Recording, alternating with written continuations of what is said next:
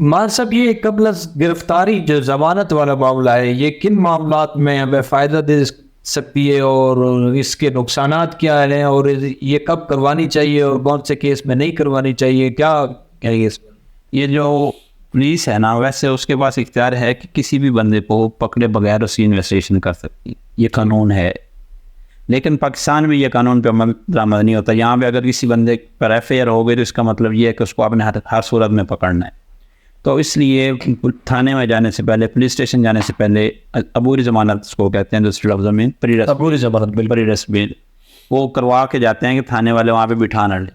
तो इसका एक फ़ायदा ये होता है कि आप जब अबूरी ज़मानत पे होंगे, आप अपने मुकम्मल राइट्स, अपनी सारी बातें, अपने सारे डॉक्यूमेंट्स पुलिस को दे सकते हैं कि वो उनको सारी चीज़ों को शामिल तफ्तीश करे और आप अपनी बेगुनाही साबित कर सकते हैं। ठीक है, ये है इसका एक बेसिक।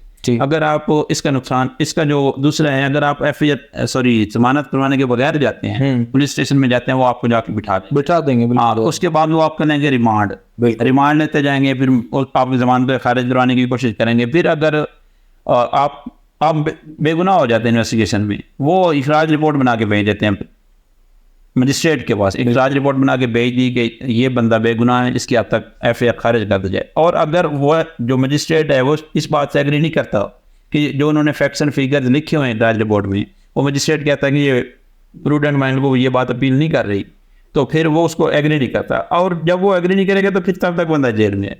वो उसको फिर वो जमानत में दोबारा दायर करेंगे, हो सकता है इस बात को कुछ साल लग जाए। उसका बगैर किसी वजह के इतनी देर तक उसको जेल में रखना, ये इंसानियत के भी खिलाफ है और कानून के भी खिलाफ। सही। अच्छा, दो सवाल जो है ना वो बड़े, मैं समझता हूँ कि बड़े अहम सवाल आते हैं। एक ये झूठी FIR वाला, एक जो मैं आप सवाल करने लगा हूँ कि झूठी FIR के साथ कैसे निपटा जाए, एक तो वो आपने जवाब दे दिया। दूसरा ये आजकल जो बहुत ज़्यादा जो मसला दरपेश है, लड़कियां जाकर केस कर देती हैं कि इसने तो मेरे साथ शादी के वादे किए थे, इसके मेरे पास स्क्रीन शॉट्स हैं, इसके मेरे पास वॉइसेस हैं, कॉल रिकॉर्डिंग है मेरे पास, और वो भी सही वाकया था, और लेकिन आपने इरादा बदल लिया, तो फिर इसका क्या हो? इसमें जो है ना आपकी CRPC और PPC ये प्रोवाइड करते हैं कि अगर किसी बंदे के साथ आपने उसको ये जानसा देकर कि मैंने तेरे साथ शादी कर ली, उसके साथ इंटरकोर्स कर लिया या बाकी मामला कर लिए सारे, उससे पैसे ले लिए, उसके साथ वो सारे रिलेशन बना लिए जो आपको नहीं बनाने चाहिए शादी, या मतलब आपने कोई वो ऐसे उसके साथ ताल्लुकात रखे जिनके लिए उसको मसला हो रहा है, जिनके लिए उसको मसला हो कि शादी से पहले वो नहीं होने चाहिए, अगर आपने वो सारे मामला उसके साथ कर लिए हैं तो फिर उसके साथ आपको शादी करनी है कानून के मुताबिक। अगर आप नहीं करते हैं तो इसकी दो चीज़ें हैं। एक, वो लड़की, अच्छा अब सुप्रीम कोर्ट ने और ये जो गवर्नमेंट चल रही है, पिछली गवर्नमेंट में उन्होंने ये कानून एक पास कर दिया था कि कोई भी बंदा, कोई भी लड़की आकर सिंपल ये कह देगी कि इसने मेरे साथ जिना किया तो वो ये एडमिट किया जाएगा। अच्छा, उसके लिए उसकी कंसेंट होना ज़रूरी है। कंसेंट होना और उस कंसेंट पे उसका लड़की का खड़े रहना भी ज़रूरी है। अगर कोई बंदा जाता है किसी के साथ भी वो पे करके, जैसे वो प्रोफेशनल लोग होते हैं उनके साथ वो कर लेते हैं, बाद में वो आके FIR करवाती है, वो उसी बात पे आकर स्टैंड लेती हैं। कानून इस बात पे उनकी सपोर्ट करता है कि आप विदाउट कंसेंट आपने किया है। इस पे जो सुप्रीम कोर्ट की एक बहुत मशहूर जजमेंट है मुख्तार माई, वो आपके DG खान वाले इलाके की है। मुख्तार माई केस में वो यूँ था कि वो एक लड़की जा रही थी, तो एक बार उसके साथ उन्होंने जिना कर दिया, दोबारा जब पंचायत में जा रहे थे तो दोबारा फिर पकड़ के कर दिया। तो जब वो बात गई पंचायत तक और फिर हाई कोर्ट तक बात गई, तो उसमें उन्होंने ये कहा कि ये प्रस्टिट्यूट है, मतलब ये प्रोफेशनल भी है, इसके साथ लोगों के ताल्लुकात हैं, ये लोगों से पैसे लेती है। तो सुप्रीम कोर्ट ने उसमें ये होल्ड किया था कि बेशक वो प्रस्टिट्यूट है, बेशक वो गलत है, अगर उसकी कंसेंट नहीं है, वो नहीं करना चाहती, तो आप उसके साथ अगर ज़बरदस्ती करेंगे तो वो जिना में है।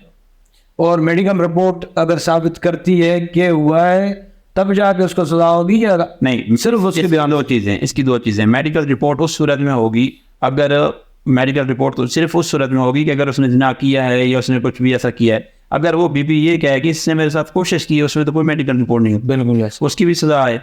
उसके साथ 376, 511 है। अब तो कानून में उन्होंने ये भी अमेंड कर दिया है, इस बात से थोड़े से डिफर करूँगे। कानून में अब तो उन्होंने ये भी अमेंड कर दिया है कि पहले 377 होता था अगर किसी लड़के के साथ अननेचुरल करते थे ना लोग लड़के के साथ, अब वो उसको भी 376 में जाए, अब उसको भी जिना में जाए। लड़के वाले केस लड़की को भी अब 376 में जाए। पहले उसका क्या होता था? 377 अननेचुरल था ना वो सब।